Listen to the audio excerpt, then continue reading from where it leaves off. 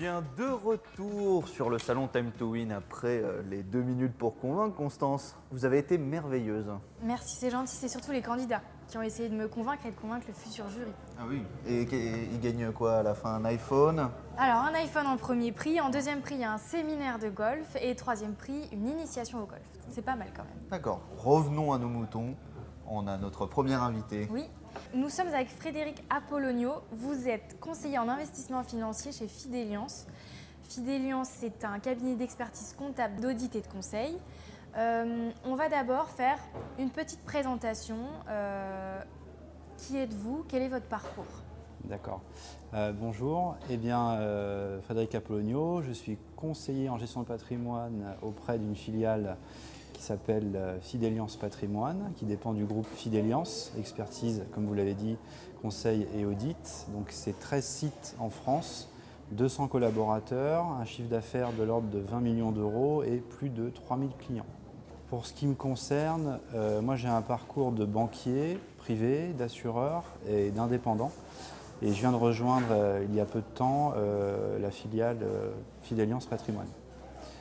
Et en termes de formation, j'ai le DU de Clermont-Ferrand, donc le diplôme universitaire de Clermont-Ferrand. Le titre, c'est expert en gestion de patrimoine. D'accord, d'avoir pratiqué ces métiers et d'avoir fait des études forcément dans ce métier, ça aide vraiment à exercer le métier que vous avez aujourd'hui dans cette entreprise Fideliance. D'ailleurs, on va en parler, on va détailler un petit peu Fideliance, quelles sont vos offres, quels sont vos projets.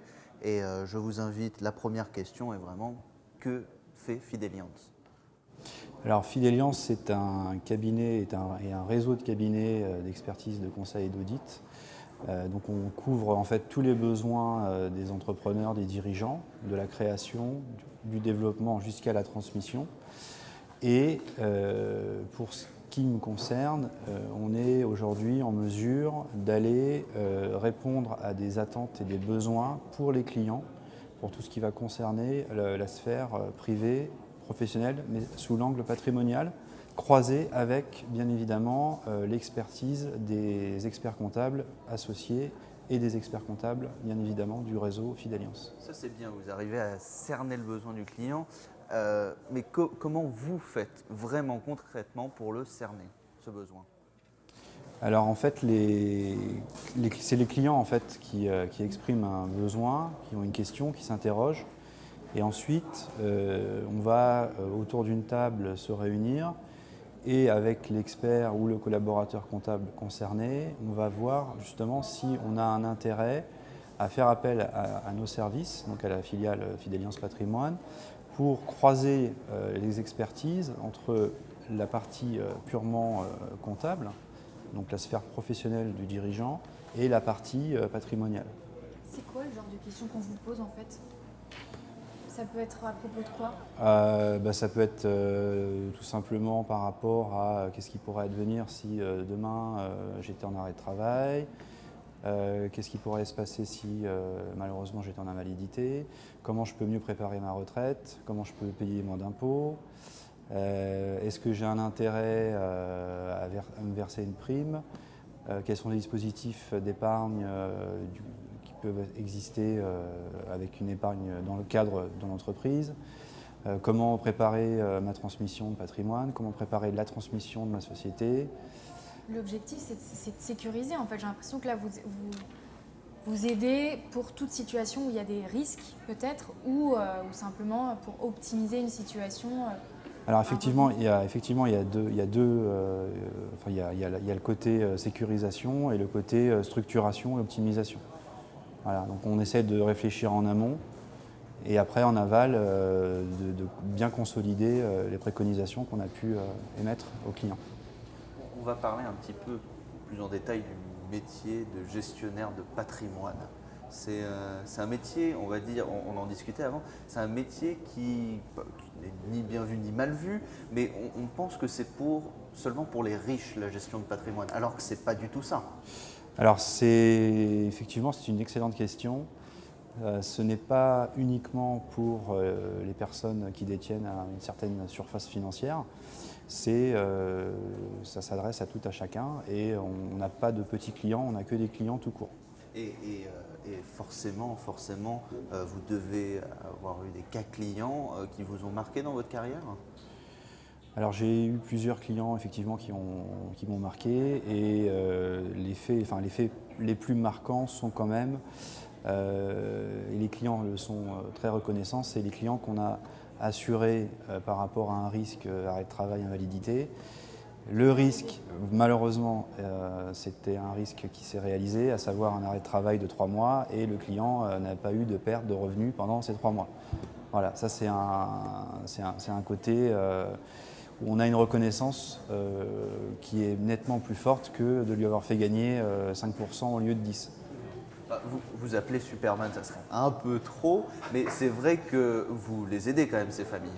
En fait, si vous voulez, la philosophie, c'est de désengager le maximum de contraintes, de soucis, d'interrogations aux dirigeants pour qu'ils puissent pleinement se consacrer au développement de son entreprise. Quand on parle de là, en fait, vous êtes en train de nous parler des dirigeants, de les protéger. Qu'est-ce que vous leur offrez comme service, si on peut donner quelques exemples ou alors détailler pour ceux qui nous regardent ou ceux qui nous écoutent en quelques catégories?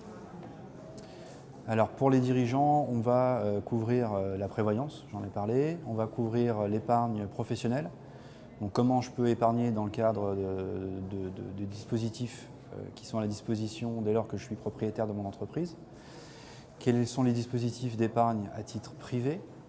Quels sont les dispositifs pour rémunérer ma trésorerie d'entreprise, hein, si j'ai une trésorerie longue qui n'est pas affectée à l'exploitation et qui est dormante, comment je peux la placer et dans quelles conditions je peux mieux la placer, comment je peux préparer à céder l'entreprise, est-ce que je peux augmenter ma rémunération, est-ce que je peux, comment dirais-je, protéger mon entreprise, protéger ma famille. En fait, la protection à chaque fois. Protection, sécurisation, développement et transmission. Et on est aussi en capacité de proposer des investissements immobiliers. On couvre en fait tous les métiers de la gestion de patrimoine. Alors, sur les investissements immobiliers, là, j'ai envie d'en savoir un peu plus. Qu'est-ce que vous faites dans les investissements immobiliers? En fait, on couvre tout le spectre des possibles en termes de fiscalité. Donc, on va proposer la loi Pinel, la location meublée non professionnelle, du déficit foncier et toujours dans l'optique de créer du patrimoine et de créer de la valeur pour le client. Eh ben, très bien. Si on conclut, en fait, vous êtes, je le redis toujours, on est sur un salon pour l'entreprise. Vous les aidez, en fait, ces gens à maintenir leur entreprise, à la développer. C'est toujours dans le but d'évoluer. Exactement. Et le métier d'expert comptable, c'est justement le précaré de l'expert comptable, c'est la sphère et le patrimoine professionnel du client. C'est un expert qui est en mesure de conseiller, d'aider quelques dirigeants que ce soit, qu'ils soient entrepreneurs, artisans, commerçants, qui débutent, qui soient en phase de développement ou en phase de transmission. Très bien, merci beaucoup en tout cas d'avoir participé à cette interview. Merci. Constance. Nous, toujours pareil, hein, on se retrouve sur les réseaux sociaux, Facebook, Instagram et LinkedIn avec le hashtag TTW 2018. Et puis, on est toujours là jusqu'à la fin de la journée. Vous pouvez passer nous voir sur le plateau, on est au stand 68. Merci beaucoup. Voilà, on n'a pas bougé en fait. On bouge pas trop. On discute. On discute. Merci.